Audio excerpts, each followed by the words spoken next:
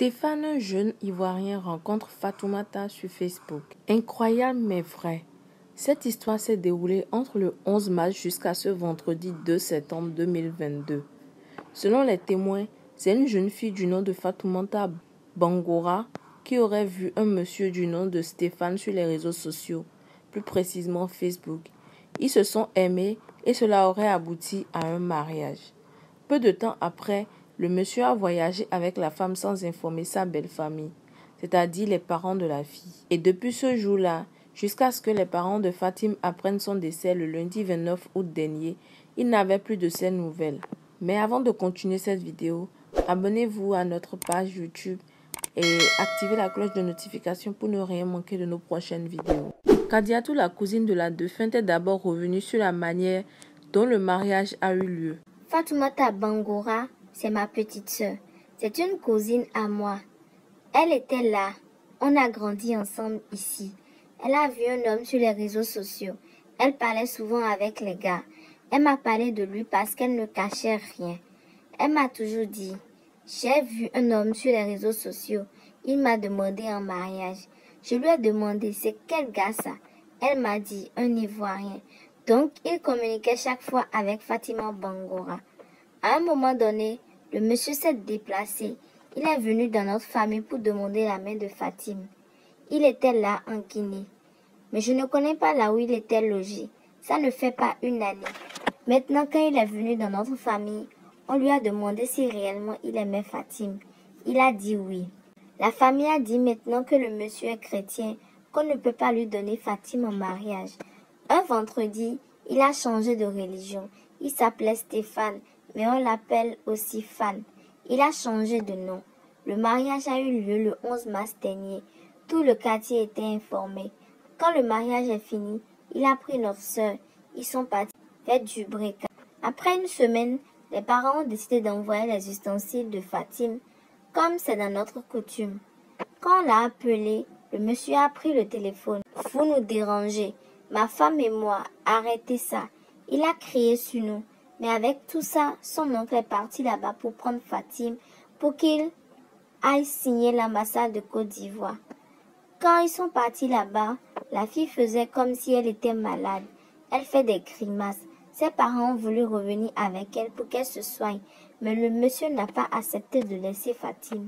Et quand ses parents sont revenus à la maison, ils ont appelé Fatim. Après, elle leur a répondu qu'elle ne reviendra plus à la maison ici, qu'elle n'est plus de la famille. Son père a dit, « Ah bon, Fatim, hier on était là-bas, tu nous as dit que tu étais malade, alors que tu ne l'es pas. Ou bien c'est l'homme qui t'a poussé à nous dire ça. » Elle n'a pas répondu et a coupé le téléphone, a-t-elle expliqué. Avant d'ajouter que c'est pendant le mois de Ramadan que Stéphane a voyagé avec Fatim et que sa famille a perdu ses contacts. Ça fait 6 mois de cela. Ce n'est que le lundi passé vers 20h qu'on nous a appelés pour nous dire que Fatim est décédée. C'est le petit frère de sa maman qui nous a informés. Nous aussi, on lui a demandé comment il a su que Fatim était décédée. Il nous dit que c'est une cliente de Stéphane qui l'a appelé pour lui dire que Fatim est décédée. La vendeuse est partie rendre visite à la maman de Fatim à Concasseur. Quand on lui a demandé comment elle a su cela, la dame a dit que c'est elle qui a appelé Stéphane puisqu'il lui devait de l'argent. C'est ainsi que Stéphane lui a dit « La personne pour laquelle j'ai pris cette dette est décédée. Elle est couchée ici morte. » Il lui a encore dit « Appelle la grande famille de Fatim, tu vas les informer. » C'est à travers cette femme que la famille a appris. Ce n'est pas Stéphane qui nous a appelés. Après, j'ai parlé avec la maman de Stéphane. Quand je l'ai appelée, je l'ai saluée. Après, je lui ai dit « Je viens d'apprendre une nouvelle que ma jeune sœur est décédée. » Au moment qu'elle me parlait, elle pleurait même. Elle m'a dit « Oui, c'est la vérité. » Maintenant, on a supplié Stéphane pour qu'il amène le corps. Il dit qu'il n'amène pas le corps. On lui a dit encore, alors quelqu'un va se déplacer pour aller assister à l'enterrement. Stéphane a dit qu'il n'a pas les moyens, que c'est sa femme qui va l'enterrer là-bas. Maintenant, on a demandé à Stéphane d'amener la photo du corps pour connaître réellement si elle est décédée. C'est ainsi qu'il nous a envoyé cette photo. Mais quelqu'un qui est décédé le lundi et la photo du corps qu'il nous a montré là, je me demande comment vous le dites. Quand tu vois le corps, on dirait quelqu'un qui est décédé il y a 1 mois ou 2 semaines comme ça. Le visage est enflé, on dirait qu'elle a été battue. La photo même qu'il nous a envoyée, le corps n'est pas à la morgue. Et il nous a dit qu'il l'avait enterré aujourd'hui vendredi. On a déjà informé le DPG. A-t-elle ajouté. Quant à Aboubakar Bangoura, l'oncle partenaire de la défunte, il a reconnu qu'aucun membre de la famille ne connaissait M. Stéphane. Ce deuil nous est arrivé aujourd'hui, mais dans cette vie, tout ce que Dieu prescrit sur l'homme, c'est ce qui va lui arriver.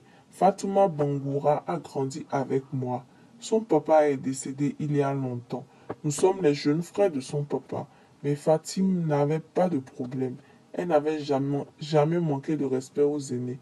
Ce mariage, on n'a pas imaginé que ça allait se terminer ainsi, puisque si la femme atteint un âge pour le mariage, on ne peut pas lui accorder cela. La vérité est bonne à dire, on ne connaissait pas le monsieur. Mais quand il a voulu de la femme, on lui a dit qu'on ne pouvait pas lui donner la femme sans qu'on ne voie sa famille. C'est après il est venu avec quelqu'un. Je ne sais pas s'il est venu de quoi ou du Brica. Il nous a dit que c'est son voisin, plus un de ses frères ivoiriens. Après il est venu avec une autre vieille. On ne sait pas si c'est sa maman ou pas. Seul Dieu le sait. Donc c'est ainsi qu'on a eu la peur du cœur. Mais la vérité, moi je n'étais pas là, je travaillais à Siguri.